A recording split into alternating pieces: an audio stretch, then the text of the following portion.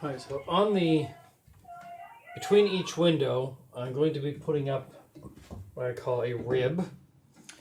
What I will have to do though is, I don't want to remove these. These hold in the windows, and where they're already secure, I don't want to change anything. So all I'm going to do is I line this up, and I have this drill bit. I know there's a specific name for it.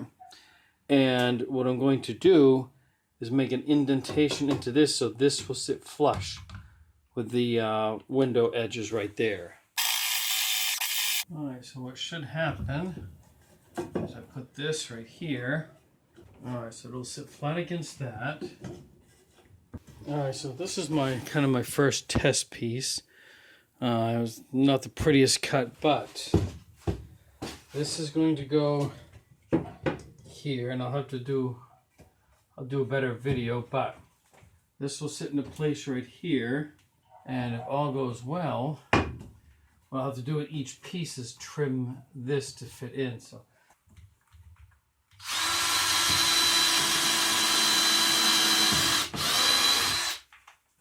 alright, this will be to countersink the self-tapping screw.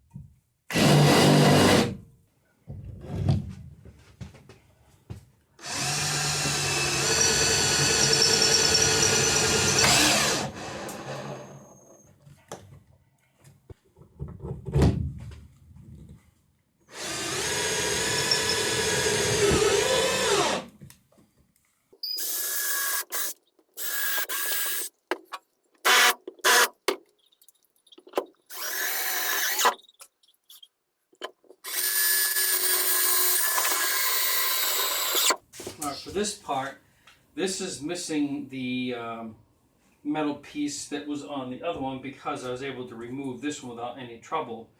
But I need a spacer so this doesn't pull too much closer than the other one, which shouldn't really be a big deal with all the insulation stuff in here. However, this was an old sign that gas stations would use outdoors. So all I'm doing is I cut it to the width, and I'm pressing it in so it'll stay in place, and it will act as a little bit of, I guess you could call it a shim or spacer, so that when this pulls in, it doesn't go too far. And the second thing I did is I made a couple of marks on metal where there was metal in behind. Because these rivets have been removed, I don't want to drill into a gap. I mean, all I could do is re-drill into this a second time, but I'm trying to avoid that when putting these up.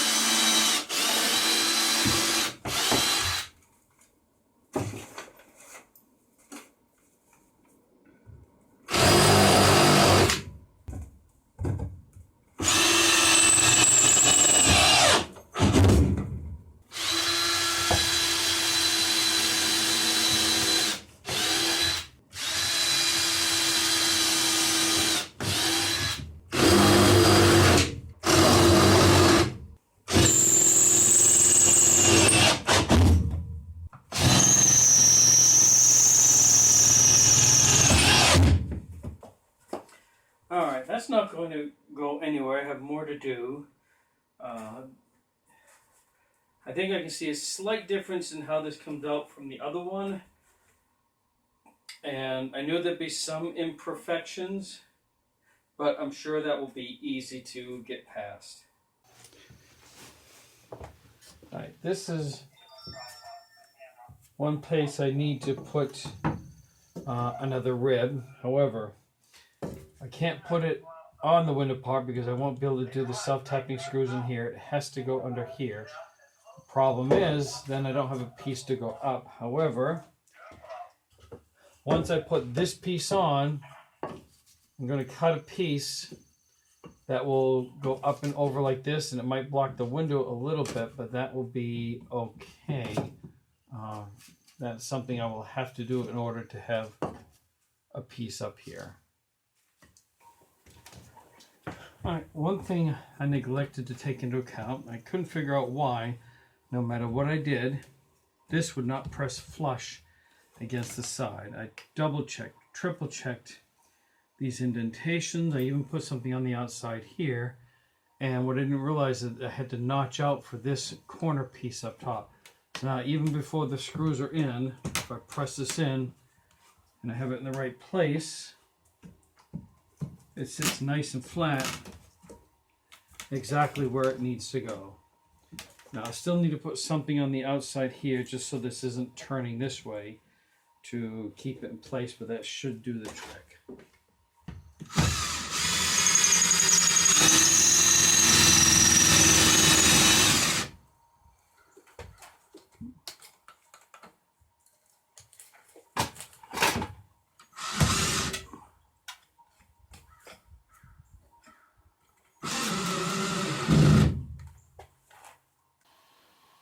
Alright, I want to do a pan here first. You can see the right side's not quite done. I'm going to go over to the left. And I know it might be a little hard to see, but I'm going to explain a couple things I had to do differently to compensate for a couple things, which are minor and expected. Now on this side, two things. I had a piece of wood that was long enough to run the length of my proposed living area. If it ends up being further and I don't use that as a garage, I can easily add on to the back section if necessary. And what I had to do right here is normally this would come all the way up here. However, this is in the way. It doesn't need to be removed. I just put this piece in using self-tapping screws to have this base to anchor to. So if we go along, I did self-tapping screws all along the edge. All along the top. And then here comes the difference in this side, which I am getting ready to finish. Now, I did not have enough wood, long enough wood to run the whole length. Of course, there's always options.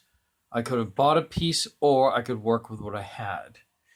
And since it was free wood, what I decided to do is, where it didn't reach out long enough, is to notch these two pieces. I'm going to use wood glue and wood screws to hold them together. And ideally, I would have liked this to be on top because it's resting down on. I may still be able to adjust this to accommodate that. And the reason that I may not is that on the back side of this, there's a notch that's already compensating for some of these rivets that are old ones that are sticking out. So I'm going to mess with that a little bit, see if I can make it work a little better. If not, this will work perfectly fine. Worst case scenario, once it's rested here, I can cut another piece to add to this here, notch it for the wiring, and give this a little bit of support.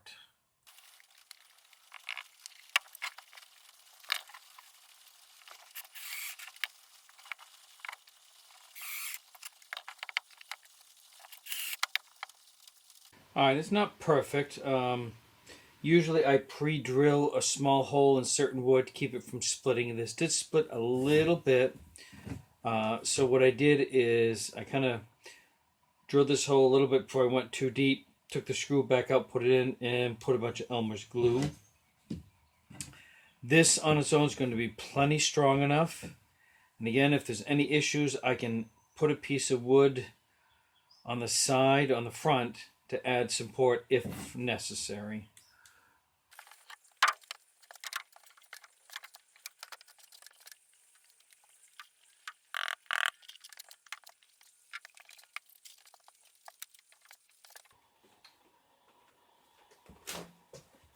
Yeah, and I did decide to go ahead and flip this in reverse.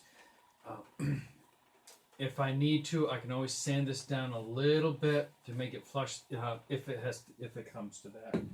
I put a little bit of glue on top of each one, and now this is the process of putting the self-tapping screws in to hold everything in place.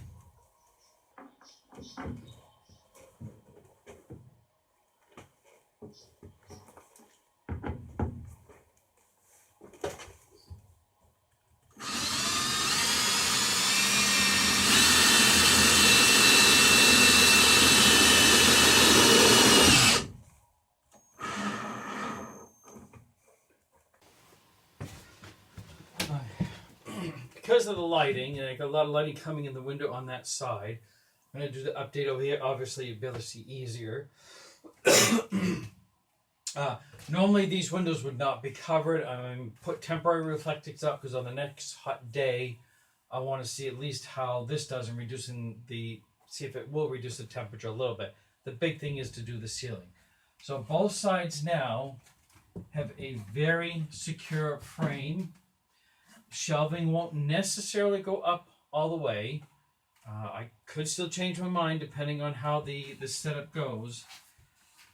But I did this mainly because I wanted support going from here to the top, and I wanted something really good for shelving to attach to on the ceiling up here. So I'm not sure what my next step is going to be, maybe cleaning up a little bit.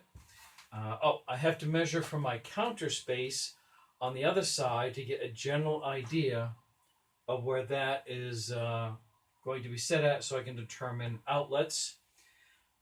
And once I build the basic bed frame for this side, then I'll be able to determine where my outlets are going to be so I can drill holes through this right here. So I hope you've enjoyed my videos so far. Don't forget my channel name is Finding Mark in Maine. And if you think of it, don't forget, check out the description below. I will also provide links to my brother and his wife's channel, Life the Wild Ride. They are also doing a bus build on a longer bus, much farther ahead than I am.